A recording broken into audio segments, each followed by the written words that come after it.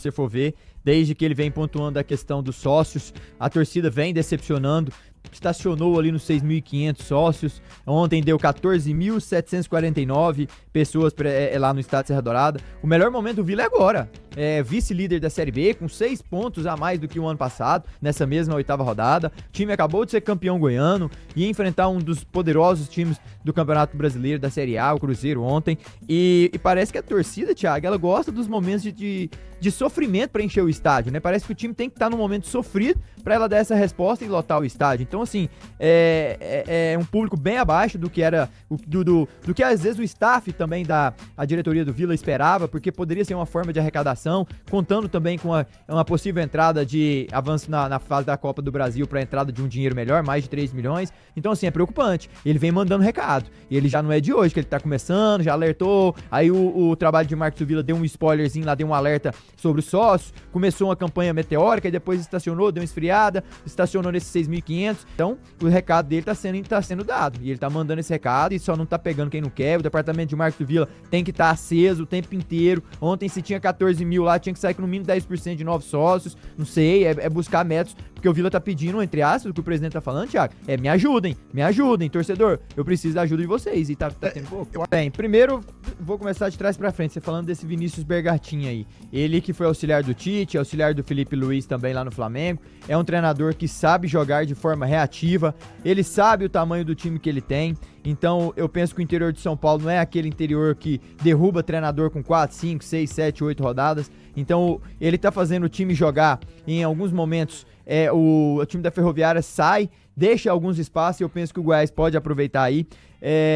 O Thiago Lopes também, a gente tem que ter cuidado, que esse cara é um baita jogador, tá no momento bom.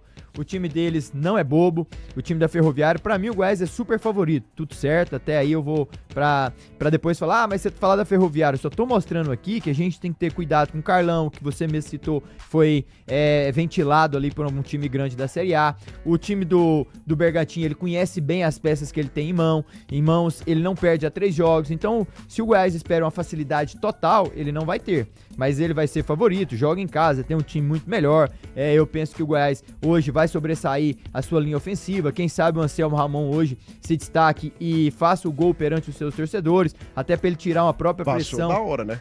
Thiago, o confronto do Goiás é o mais fácil, né, teoricamente, ele tem mais essa obrigação de vencer, digamos assim, enfrenta a Ferroviária dentro dos seus domínios, aonde em 4 ocasiões que lá jogou, apenas empatou com Vila Nova, colecionando 10 pontos até o momento, só que ele vai enfrentar um time do outro lado que vem de 3 jogos sem saber o que é perder, né? Ferroviária consegue uma vitória e 2 empates. É verdade que fez 5 gols e tomou 4, mas eu penso que esses números só estou trazendo à tona, mas que pra mim o Goiás é favorito a vencer o jogo. Pra mim o Goiás vai manter a liderança. O Goiás finaliza bem, o Goiás dentro de casa vencendo, ele não pode ser alcançado por mais ninguém, abre a 9ª rodada, então eu vejo do Goiás.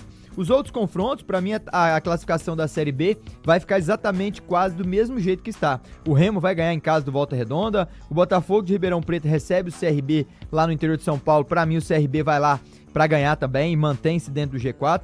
E uma dúvida aqui fica entre o jogo Amazonas e Operário. Pra mim, o time do Operário vem crescendo na competição, pode perfeitamente visitar lá Manaus e ganhar do Amazonas, e seria um time que poderia infiltrar aí nesse G4. O resto eu penso que vai permanecer do mesmo jeito. O Vila tem uma deslocação difícil contra o Cuiabá, mas o campeonato do Vila é a Série B, então o Vila Nova tem condições de chegar lá e vencer, assim como o Operário foi lá e bateu a equipe do Cuiabá, mas daqui a pouco a gente fala mais sobre isso. Thiago, só uma curiosidade, o ano passado, na virada do turno, Santos, Grêmio Novo Horizontino, Mirassol e Vila viram a 19ª rodada dentro dos 4 primeiros colocados, certo? Só que Ceará e Sport, que são os times que conseguem ascender e subirem, tirando a vaga de 2 times que lá estavam, eles estavam a 1 ponto, Tim, a 1 ponto do G4. Tinha 29 e o Vila Nova que fechava a 4ª colocação com 30. E um detalhe curioso, o Ceará sobe, sendo o time que menos teve dentro do G4 na história da Série B. Ele foi o time que menos ficou lá Ele dentro. só entrou na última, não foi? Ele teve algumas rodadas Teve antes, algumas, mas poucas, né? Mas pouquíssimas. E na história da Série B, ele é o time que menos teve lá e subiu. Ou seja, ele sempre esteve ali próximo, ele nunca se distanciou. Aquilo que a gente sempre fala, né? O importante é estar na 38ª, e o Ceará conseguiu isso. Esse time tem que ficar atento, hein? O CRB, que já no jogo lá da Vila Belmiro, esteve bem melhor que o Santos. O goleiro Matheus Albino fechando o gol lá, leva o empate para casa lá no primeiro confronto, mais por sorte do Santos do que azar do CRB ali naquela situação. E nesse confronto de ontem lá no estádio Rei Pelé, Matheus Albino jogou muito, fechou o gol e nos pênaltis brilhou a sua estrela quando Everton bateu o pênalti para a equipe do CRB e Zé Ivaldo errou após a defesa do goleiro do CRB, Matheus Albino, que pega muito, hein? Parabéns à torcida. Passou aqui no Atlético, sabia? Passou?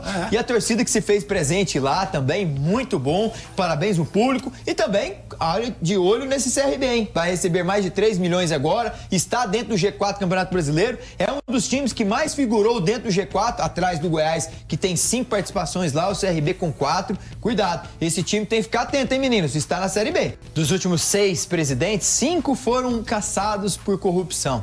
A CBF, infelizmente, entra num período ruim e por isso aprova o reflexo que vem tendo dentro de campo, onde a maior seleção de todos os tempos continua a ter resultados ruins e, infelizmente, passando vergonha alguns deles, como foi contra a Argentina. Tomara que o Samir Chaldi entre à frente da Confederação Brasileira de Futebol com um só objetivo, de mudar todo e qualquer podre que tenha estado lá com o Edinaldo, que ele seja não mais um presidente que vai sair caçado como os outros saíram, depostos do seu cargo, de forma vergonhosa, que não tem que se calar para que os podres não venham à tona, que ele seja uma peça diferente dessa engrenagem e não queira ser igual aos outros 6, 7 que foram exatamente assim como o Edinaldo. Então, Samir, está nas suas mãos que você consiga fazer um bom trabalho com essa seleção brasileira.